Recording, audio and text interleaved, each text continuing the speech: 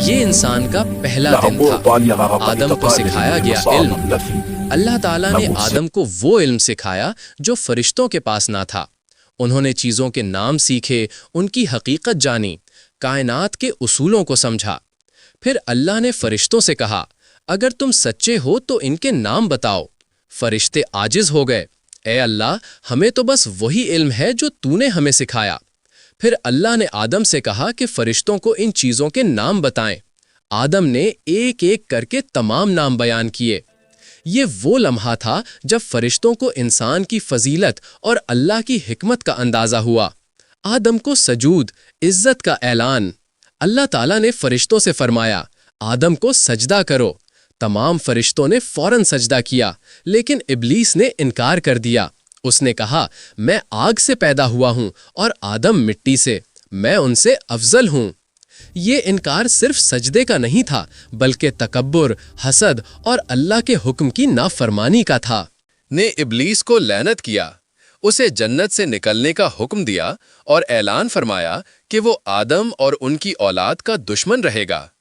یہاں سے انسان اور شیطان کی جنگ شروع ہوئی، جو قیامت تک جاری رہے گی۔ آدم اور حوا کا جنت میں قیام۔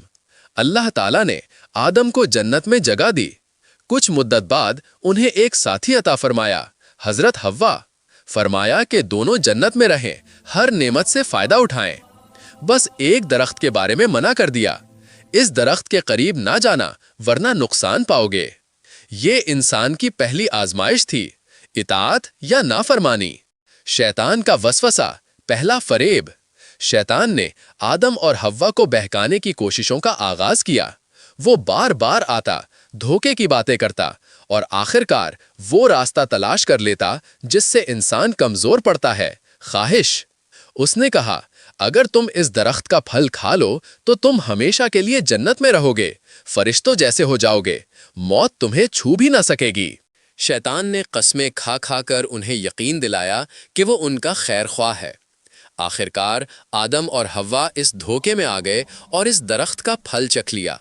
یہ نہ کوئی بہت بڑا گناہ تھا، نہ بدنیتی، بس ایک بھول تھی، ایک کمزوری۔ لیکن یہ انسان کو ایک حقیقت سکھانے کا پہلا سبق تھا۔ انسان غلطی کرتا ہے، لیکن اللہ کی رحمت اس کی طرف لوٹنے والوں پر بہت وسیع ہے۔ جنت سے رخصت، زمین پر آمد۔ جیسے ہی انہوں نے پھل کھایا، جنت کے لباس اتر گئے۔ وہ پریشان ہو کر درختوں کے پتے لپیٹنے لگے۔ اللہ نے آواز دی، کیا میں نے تمہیں اس درخت سے منع نہیں کیا تھا؟ آدم اور حوا نے کسی دوسرے کو قصوروار نہ ٹھہرایا، فوراً اللہ سے توبہ کی۔ انہوں نے کہا، اے ہمارے رب، ہم نے اپنے نفس پر ظلم کیا۔ اگر تو ہمیں معاف نہ کرے اور ہم پر رحم نہ کرے تو ہم خسارہ اٹھانے والوں میں سے ہو جائیں گے۔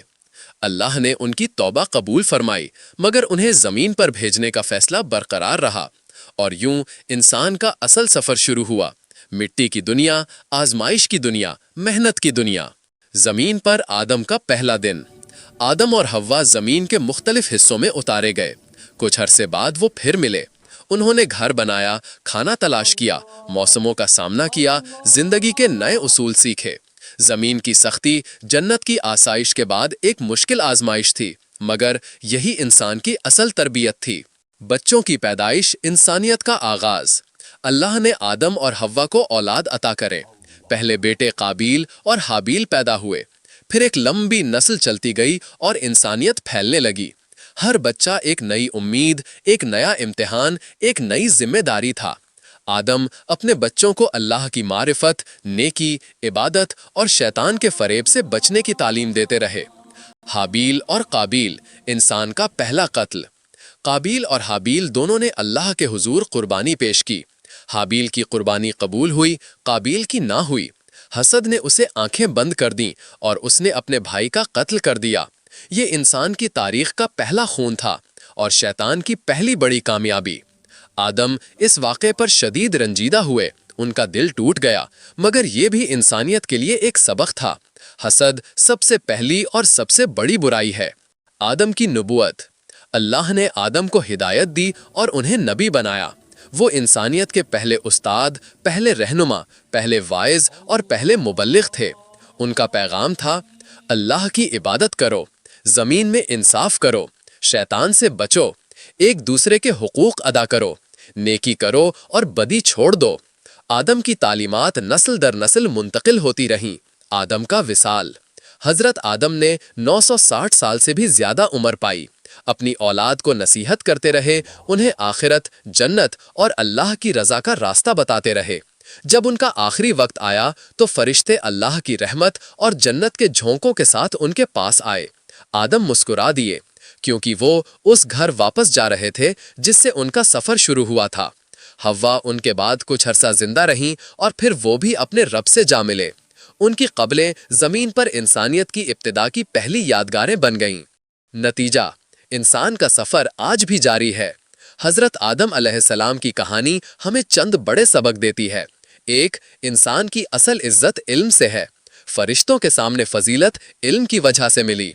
2, इंसान गलती करता है मगर तौबा उसकी सबसे बड़ी ताकत है। 3, शैतान हमेशा बहकाने की कोशिश करता है, इसलिए होशियार रहना जरूरी है। 4, दुनिया आजमाइश की जगह है, जन्नत मंजिल है। 5, अख्तियार इंसान को अजीम भी बना देता है और बर्बाद भी कर सकता है। 6, अल्लाह की रहमत हमेशा इंसान के करीब है।